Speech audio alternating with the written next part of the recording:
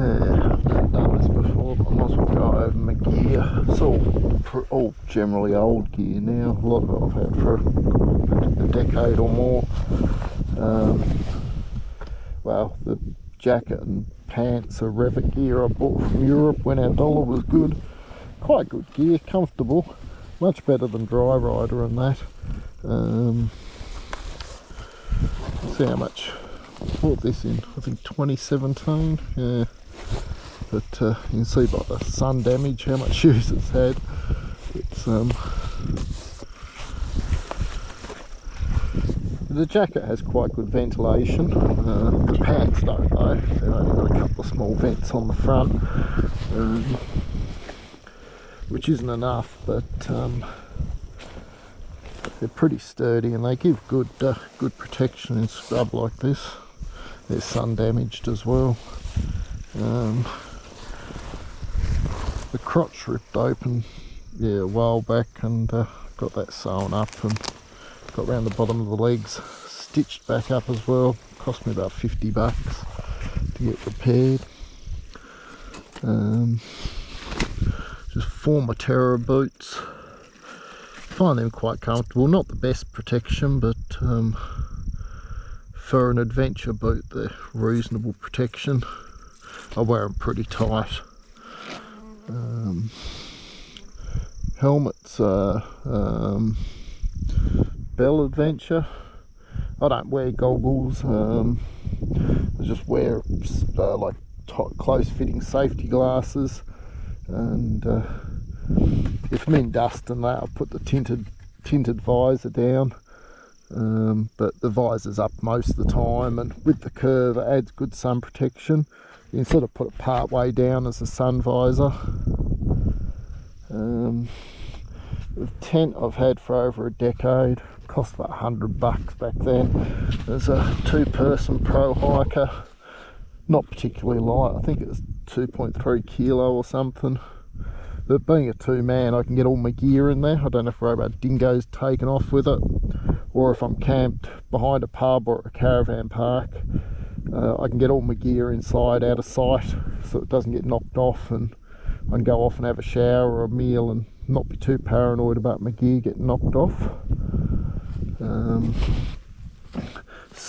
The sleeping bags are One Planet. Bought that quite a few years ago. Camp Light -3. When I started hiking in Tassie, I sent it back to them for a wash and a restuff. Asked them to shove as much down in it as they could. So it's probably like a -6 or more now. Most of the time, places like this, even when it's cold, I sleep with it open. It's sort of like a blanket. I used to have a downfield, well, I do have a downfield wide long mat, but it's a bit bulky, and I bought this Cedar Summit Comfort Plus cheap a while back. It inflates from both sides, and the sack it goes in acts as like an inflation bag, and I find it really comfortable even though I'm a side sleeper and it's quite thin. I think the second night tonight has got some second night on this trip, it got some prickles through the bottom, so the bottom side's going down slowly.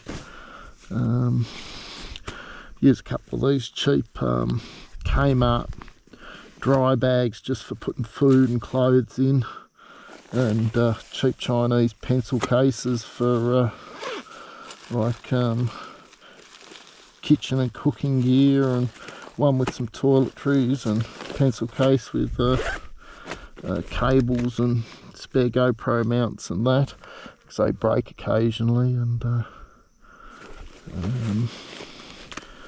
quite like these Shimano fishing shirts for because they're good sun protection and they're well ventilated if I've got to stand around in the sun. The backpack, I used a Camelback backpack for over a decade, but it was red, and it started off with bright red and faded to a faint pink, and then just the material started perishing and falling apart. So I bought this this Osprey one a while back. Quite like it because it's got lots of little pockets in it. It's meant to be like a laptop and tablet bag. It's got a couple of pockets in the back, but I shove the 3-litre Camelback bladder in there, and yeah, I like lots of pockets just so I can get stuff. Dry bags I strap on the side were real cheap BCF ones I bought years ago.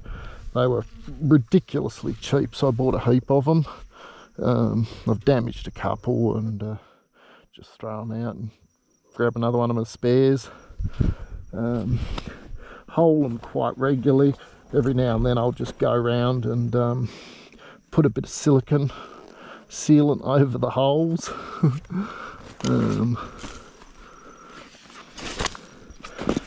Cheaper than proper motorbike panniers.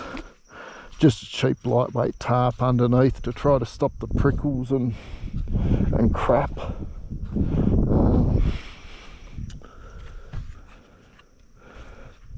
Chinese knockoff chair. I think that's my second one. My first one years ago broke the little pockets out here, but this one's been going okay. I think they're only like $30.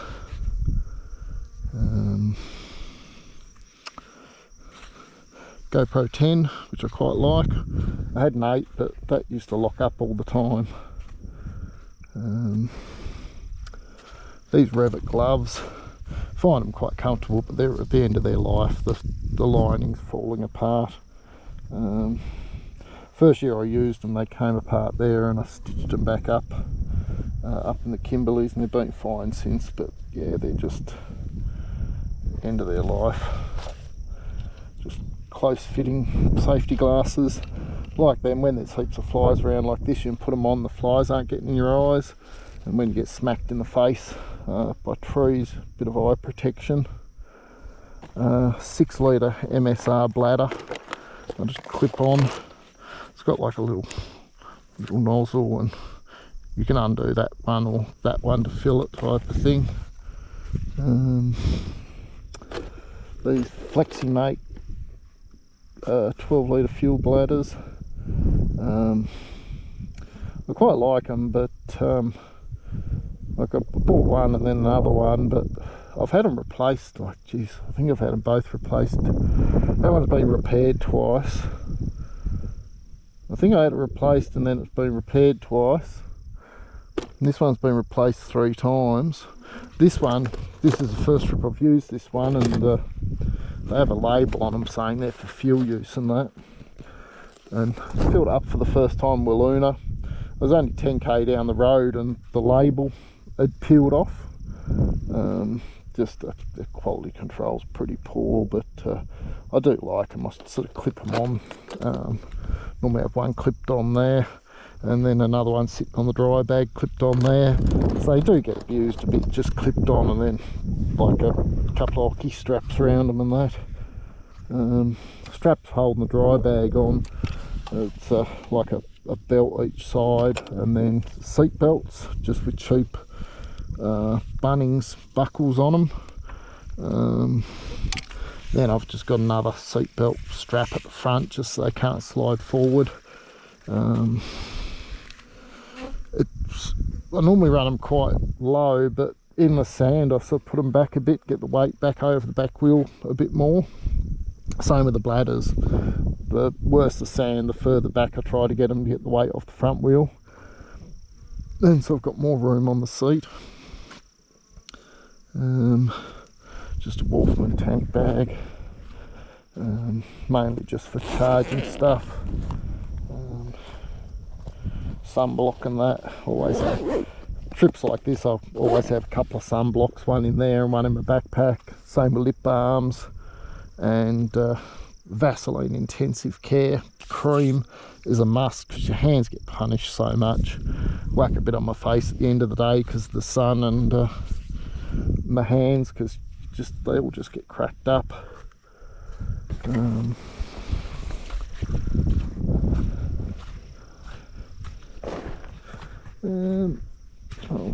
And the bike, bog standard 2010 WR 250R with, I think, getting on for 75,000k on it. motor's had nothing done to it. I've checked the valves twice. I put a cam chain, auto cam chain tensioner in it a while back because the cam chain was getting a bit noisy. Put a new clutch in it before this trip just to play it safe. Screens for bike screens, forced radiator guard. That was a bit of a dodgy fit, but I glued rubber around it just so that, because there's a couple of sharp edges, and I didn't want it wearing through the 18 litre IMS tank. Just bits of cable on here so you don't get crap through, and so the don't get bent back when you hit things. I think that was a YZ disc guard. The pads used to wear out real quick, but once I put the disc guard on and stopped the crap getting thrown up from the front wheel onto the disc, my pads last forever. Some beads of silicone on the exhaust guard, because they've got a catalytic converter. The exhaust gets super hot. That is sort of a on the fly fix because my dry bags were melting on it. And then I whacked a couple of cable ties around before this trip just to keep the dry bags off a bit more. The rack was what are they called, cycle racks from America, and then I just made up these two little arms to add a bit of triangulation and so I could get the bags on. The only bolts I've ever had come loose on the bike has been a couple of the rack ones, I think because there's a little bit of flex in the back. So I just put a dab of silicone on the heads. They're Loctited in, but that doesn't seem to be enough. And with the exhaust one, so I've just got a dab of silicone on the heads, and that stops them from coming undone, and easy to clean off if you have to. Got a slight oil leak around the oil filter. That leaked a bit in 2019. I planned to replace the O-ring, but forgot about it. So she's weeping a little bit there. It looks a bit unsightly, but the level's gone down bugger all. D606 tyres. Cheap Bunnings case on the back. It's got way too much weight in it. Compressor. Tool roll, spare clutch cable, some gloves for doing tyre changes, fault codes for the computer, coffee, cooker, couple of spare tubes, first aid kit. Carry another first aid kit in my backpack as well, just for when I walk away from the bike. Duct tape, electrical tape, silicone, like RTV silicone, don't go anywhere without that. Heap of big cable ties, spare tie downs, handful of hose clamps just for like if the rack breaks or anything, use hose clamps to hold it back together, which happened to me once in the Simpson. A few odd nuts and bolts, spare spark plug, got an RK chain on it, just an X-ring one. I don't lube at all places like this because yeah, the lube just picks up the dust and then acts like grinding paste, and just run dry, they're fine.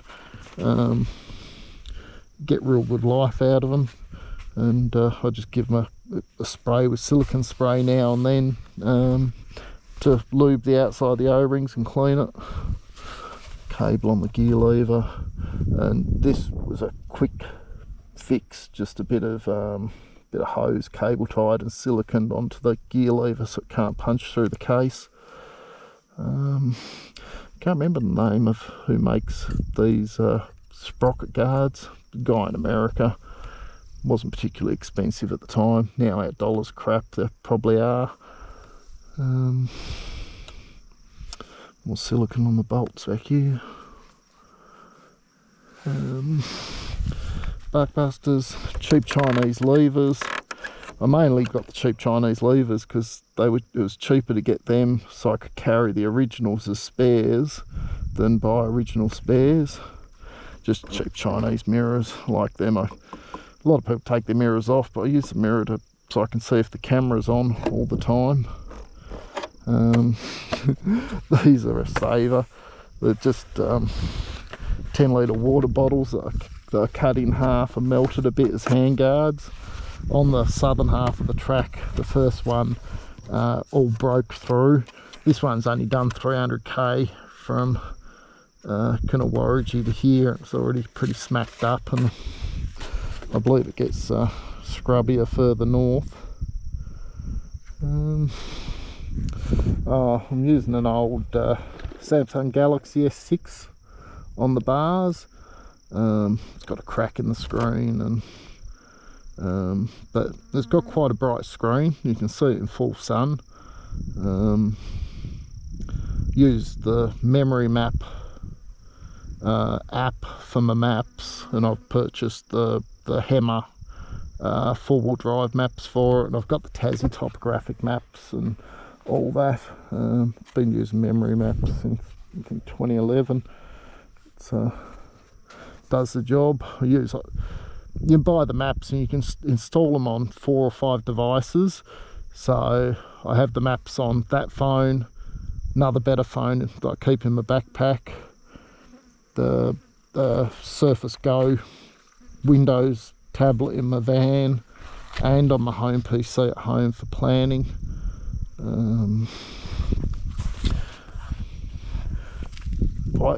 This tank acts as a good crash guard. You can see the abuse it's had over the years.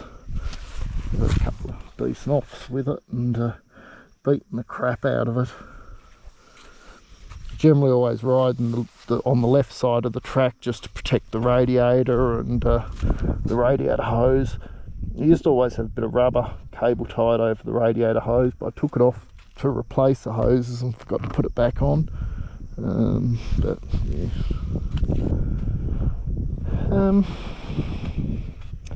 yeah. With the standard bark busters give a bit of protection, but in this sort of scrub, you get the scrub coming up underneath and smacking on the ends of your fingers and coming over the top. These being quite wide are sort of guiding all the scrub around, so I'm not really getting hit in the arm much. The occasional one in the shoulder and that, but yeah. I had the Shocky done by Technics about 50,000k ago, 2017, after I did Cape York, because yeah, standard, the rear shocks are pretty shit. Forks are standard, but I run the oil level a bit lower just because they're a bit harsh with the recommended amount of oil.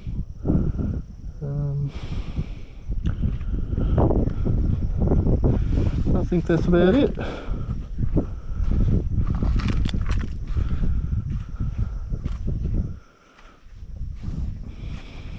Ultra heavy duty tube in the front, but I only run a heavy duty in the back, because with the rim lock and the D606 tyres, it's just impossible to, well, near impossible to get the ultra heavy duty tubes in there. They're feet to do on the side of the track, so I just tend to run my pressures a little bit higher and be careful. And I carry HD spare front and rear tubes. The ultra heavy duty tube in the front is real thick. It's I don't think I've ever got a pinch flat on them. Just those V rubber, natural rubber tubes. The Butyl ones don't patch too well, so I just run the natural rubber. I'll sit and fly seat cover, because I'm sitting most of the time. This thing's a saviour. It's just great. Gets a little bit of air. They're about 10mm thick. Get a bit of air under you. The sit and fly was getting crushed down. I bought another cheap Chinese one that's similar, but it was only quite thin, so I put it over the top of the sit and fly. But lets a bit of airflow under your backside, and a bit of extra cushioning.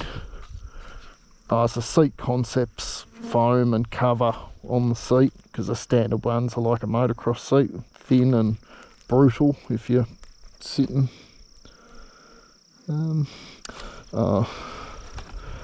got like a little 12 volt to USB module up in here just for charging the phone. Got another one in there, and like a USB-C quick charger here, just because I'm always charging crap. And I think that's about it. And I don't endorse any of this stuff. Most stuff I've bought because the price has been right at the time, and yeah, it's all a toss up between quality and price, and I'm not one to go out and spend big money. It's always trying to do it on a budget. So yeah, it is what it is. And a couple of things I missed. Just used old cheap Kmart active wear to wear through the day. Actually wears pretty good. It's comfortable and it doesn't stink too bad. XO Fisher jocks, they're quite good, and it's sort of quite airy, and cheap Kmart Crocs for around camp and if I'm showering at dodgy places. Keep my feet out of the fungus. The Mountain Design socks, what are they, mohair or something? Well, I can wear them for a week. They get a bit crusty, but they don't particularly smell. The eating, I don't eat a huge amount through the day. Breakfast is normally just a muesli bar and a protein shake. I just use a spice container as a protein shaker, and I put the protein in like little snap block bags in serving sizes, and having a couple of protein shakes each day sort of saves the muscles, feeds the body. So I normally have a protein shake and a muesli bar for breakfast.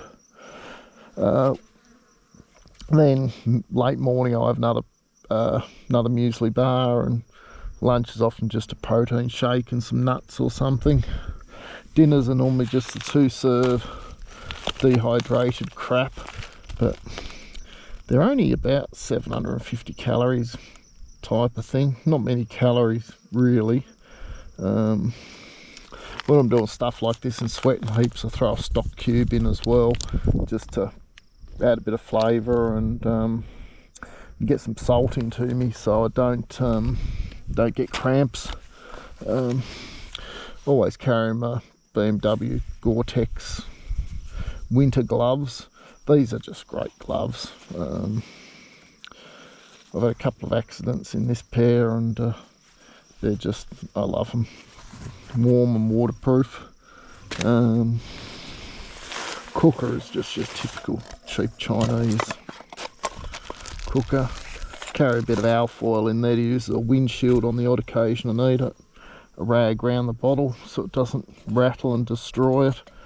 I refill these. You can get a little brass adapter so you can refill them from the cheap like $1.50 canisters, and you just weigh them,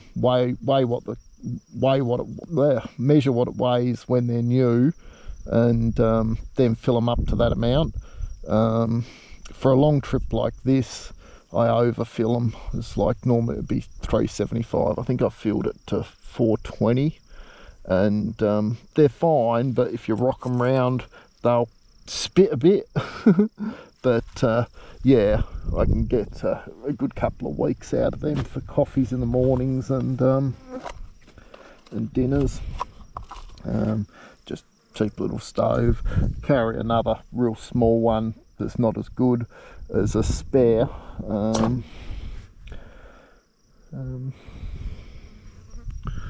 think that's about it.